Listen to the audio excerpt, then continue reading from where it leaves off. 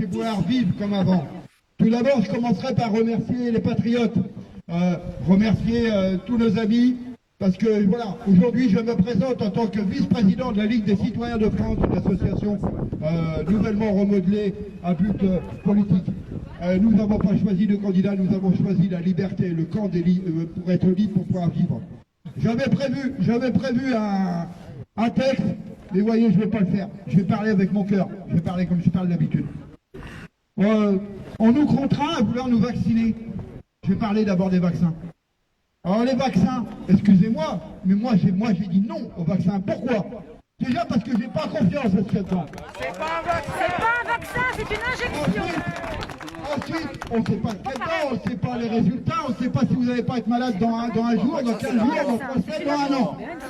Moi, excusez-moi, on ne m'injecte pas de l'ARN dans mon ADN. Mon ADN va très bien, merci pour lui. Hein. Voilà. J'ai pas envie de devenir un cobaye de laboratoire. J'ai pas envie de devenir un légume transgénique ou qu'on me clone tout simplement. J'aimerais bien quand même qu'on me demande mon avis avant. Hein. Voilà. Sans compter, merci à vous tous, sans compter que, on oublie aussi de dire, mon collègue Bastien vous a parlé de la saturation, des problèmes de lit, des problèmes...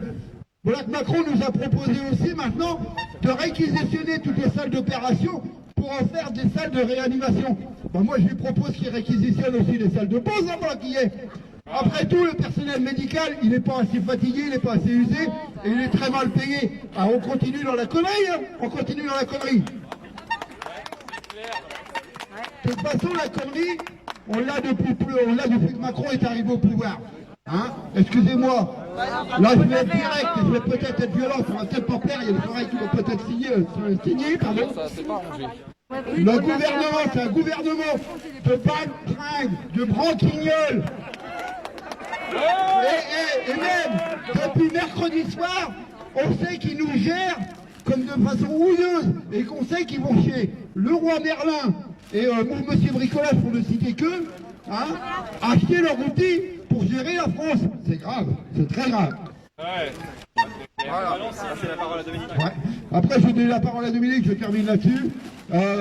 Moi, je sais que personnellement, on a un gouvernement avec Catex, Patex, Ticlaglu.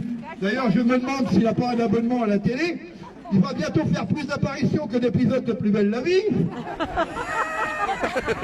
Entre Véran le véreux, hein, qui lui aurait très bien pu jouer le rôle de Merlin l'Enchanteur dans Les Visiteurs, il aurait eu largement sa place. Merlin l'Enchanteur, oui. Et surtout, alors là, le summum du summum, le roi Macron Jupiter, Dieu de tout l'univers, auto-satisfait de ces 1 an de conneries et de mesures anti-diversitaires. Mais monsieur Macron, excusez-moi, je ne vais pas dire le mot de 5 lettres et c'est le ciel. Moi je vais vous dire, vous êtes tous des couilles. Parce que nous les Français et les Françaises, on réfléchit plus que vous à votre prendre de décision. On consulte la population, on l'ignore pas, on ne l'asservit pas.